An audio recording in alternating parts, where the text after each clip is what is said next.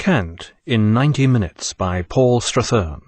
Copyright 1996 by Paul Strathern. This unabridged recording of the reading of Kant in 90 Minutes was published by arrangement with Ivan R.D. and was produced in 2002 by Blackstone Audiobooks Incorporated, which holds the copyright thereto. Neither this reading nor any portion of it may be reproduced or used for any purpose without prior written authorization from Blackstone Audiobooks. This book is read by Robert Whitfield. This book is 85 pages long. Kant in 90 Minutes. The following material appears on the book's back cover. Immanuel Kant taught and wrote prolifically about physical geography, yet never travelled farther than 40 miles from his home in Königsberg. How appropriate that in his philosophy he should deny that all knowledge was derived from experience. Kant's aim was to restore metaphysics. He insisted that all experience must conform to knowledge. According to Kant, space and time are subjective. Along with various categories, they help us to see the phenomena of the world, though never its true reality. In Kant in 90 Minutes, Paul Strathern offers a concise expert account of Kant's life and ideas, and explains their influence on man's struggle to understand his existence in the world. Introduction. Just because a thing is impossible, this doesn't mean someone won't try to do it. Kant not only tried, but succeeded in achieving the impossible. After Hume had destroyed philosophy and any possibility of constructing a metaphysical system, Kant created the greatest metaphysical system of them all. His motive was to refute Hume, but fortunately he had read only Hume's Inquiry into Human Understanding, not the more penetrating skepticism of his earlier Treatise of Human Nature. Had Kant read this, he might have produced no system. This would have been a great pity, and would have left an entire generation of 19th-century German philosophy professors without jobs. Kant's system is like Newton's idea of gravity. It's not the final answer, but it's close to how we still see the world. You won't go far wrong if you look at the world Kant's way. Hume's philosophy is essentially simplistic. It reduces our philosophical condition to the barren rock of solipsism. Kant, building on the deceptive sands of error, created a wonderful sandcastle of such ingenuity and complexity that it can keep you happily absorbed with your bucket and spade for your entire vacation. It's difficult to know what to say about Kant's life. He didn't really have one, outside his head. Nothing of any real interest happened to him, but the description of a life of utter tedium need not be boring in itself. Kant's life and works. Immanuel Kant was born April 22nd, 1724, in the Baltic city of Königsberg, then the capital of the isolated German province of East Prussia, now Kaliningrad in Russia. Kant's ancestors had emigrated from Scotland in the preceding century, and may well have been related to the notorious 17th-century Scottish preacher Andrew Kant, who is said to have been the origin of the verb to cant with regard to the use of jargon, a family trait which was to reappear with a vengeance in the philosopher.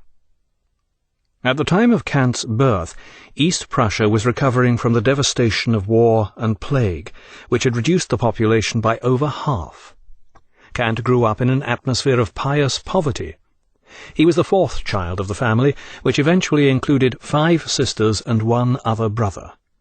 Kant's Scottish father was a cutter of leather straps, who jocularly claimed that he could never make both ends meet, either at home or at work.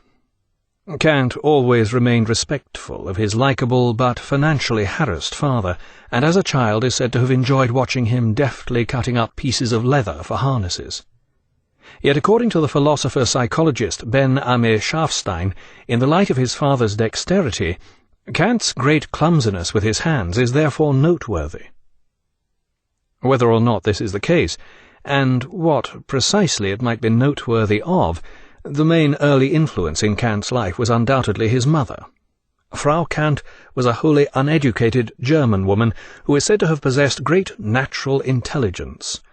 It was this which particularly influenced her son Immanuel, or Manelchen, as she called him, Little Manny. Kant's mother would take him for walks in the countryside and tell him the names of the plants and flowers.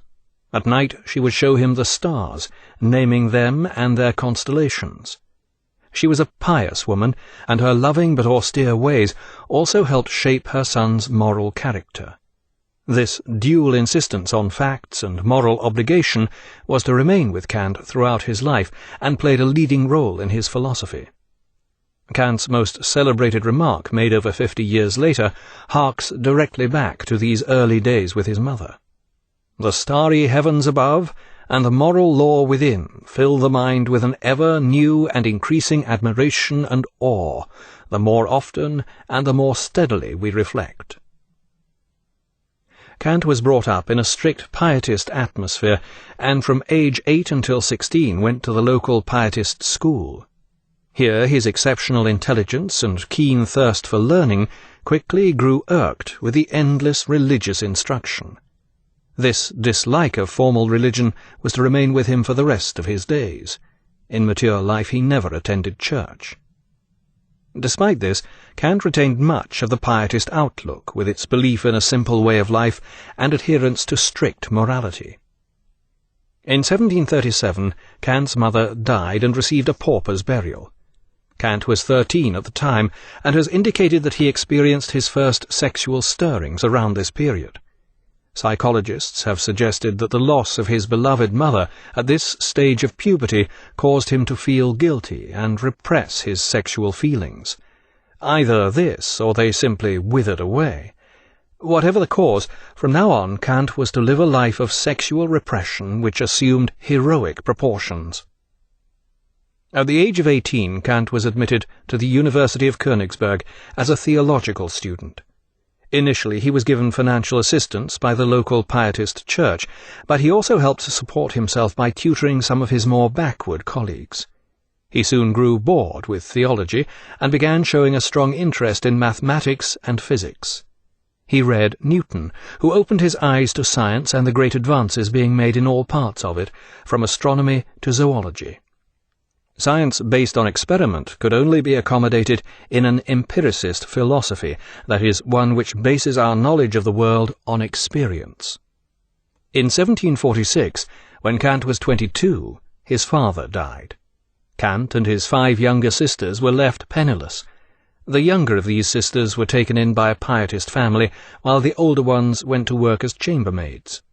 Kant applied unsuccessfully for a job at a local school, and was forced to leave the university without taking a degree. For the next 9 years, Kant supported himself as a tutor to wealthy families in the surrounding countryside. For a while he was employed by the Count and Countess Kaiserling, the aristocratic family which was later to produce the pseudo-philosopher Hermann Kaiserling, whose uplifting but bogus ideas were to prove such a comfort to disillusioned society matrons after World War I. Whenever Kant had a little extra cash, he would send some of it to his less fortunate sisters, a habit he continued throughout his later life.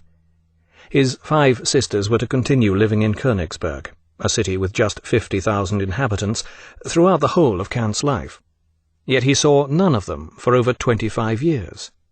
When one of his sisters finally came to visit him, he did not even recognize her. After it was explained to him who she was, he apologized to the rest of the company for her lack of culture.